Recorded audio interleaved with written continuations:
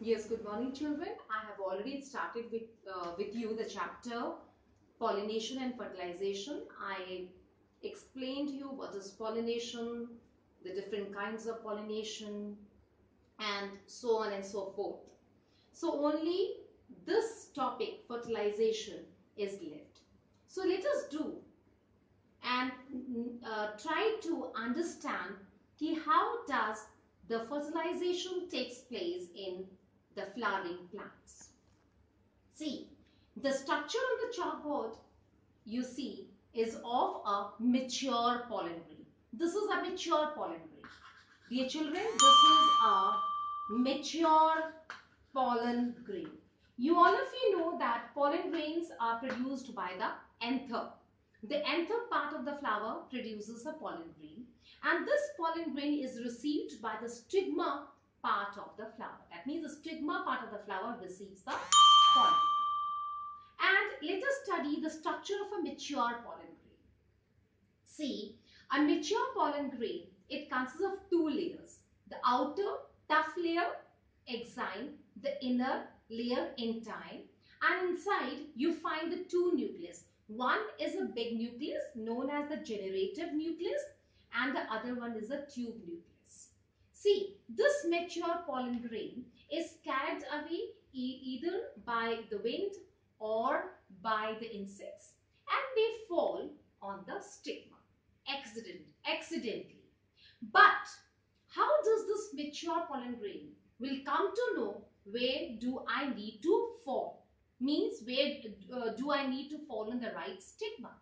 So my dear children, this is something very accidental. ये अंदाजे से होता है. Suppose the wind is carrying away or blowing away the pollen grains, right? And many pollen grains on the way they die out. They fall on the four wrong stigmas. But how does the stigma is able to recognize its own pollen grain? See, my dear children, when a mature pollen grain fall on the stigma, when it falls on the stigma, कैसे पता चलता है stigma को कि that it is the pollen grain of its own kind? Right. See, every stigma, it secretes a specific chemical. That specific chemical is able to recognize its own pollen grain. Means it's able to recognize that this pollen grain belongs to the same species. If this pollen grain is of the same species, then this pollen grain is given a green signal to germinate. But if the stigma receives a pollen grain of any other species, this pollen grain is not allowed to germinate, and with the time this pollen grain disintegrates, it dies out. Now let us talk about what happens when this mature pollen grain has fallen on the right stigma. I've already discussed with you the structure of a pollen grain. Just recall the structure of the pollen grain. When the pollen grain falls on the right stigma, the outer tough layer, that is exine, it sheds off.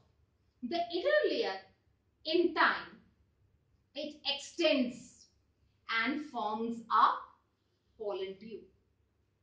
But before the pollen grain begins to germinate, what happens? The generative nucleus, the bigger nucleus, it divides to form the two male nuclei.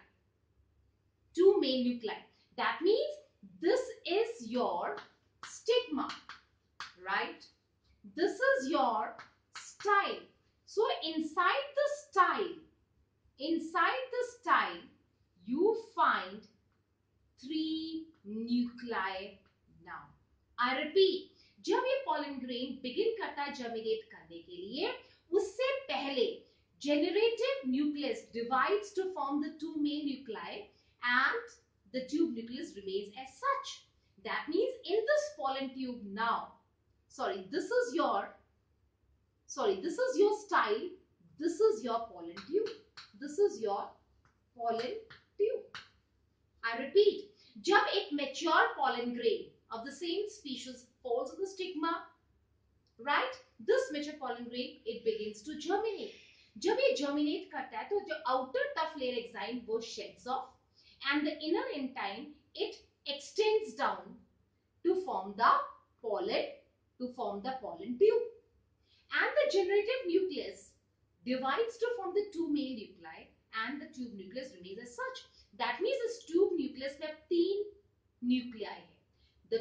The first one is the tube nucleus and the other two are the two main nuclei. Now inside this ovary, this is your ovary. Inside the ovary you find the embryo sac. Beta, this is your embryo sac. Let us see what is the arrangement inside the embryo sac. This opening in the embryo sac is known as the micropylar end. This is known as a micropylar end. At the micropylar end, you find these are three cells. This is your egg cell in the center, which is guarded by the two synergids. In the center, you find a central cell containing two polar nuclei. And at the other end, you find three antipodal cells. I repeat, inside the embryo, you find an embryo sac. There is an opening at the end, at one end, which is known as a micropyle.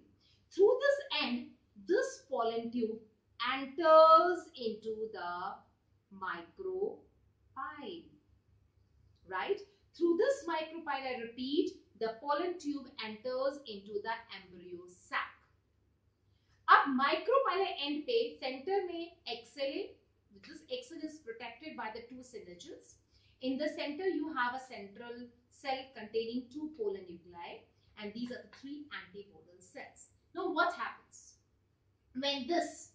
What is the role of this tube nucleus now? This tube nucleus it directs the pollen tube towards the micropyle. ये tube nucleus एक driver का काम करता है. ये pollen tube को micropyle तक लेके जाता है. वहां पे जाने के बाद में this tube nucleus disintegrates. Now only what is left? Only two male nuclei is left. So what happens then? One male nucleus enters inside, fuses with the egg cell with the help of the two synergids. That means one fertilization has taken place and the other main nucleus fuses with the two polar nuclei. This is the second fertilization. So in this way, the two fertilization has taken place. So this is known as double fertilization. So this one main nucleus, I repeat, once the pollen tube reaches a micropyle, the tube nucleus disintegrates. Now only two male nuclei is left. One male nucleus fuses with the egg with the help of the synergids. So one fertilization has taken place. And other male nucleus fuses with the two polar nuclei forming the endosperm. So this is the second fertilization. So in this way, since two fertilization has taken place inside the embryo sac, so it is known as double fertilization. So once the double fertilization is completed, what happens to these three antipodal cells? They shed off. So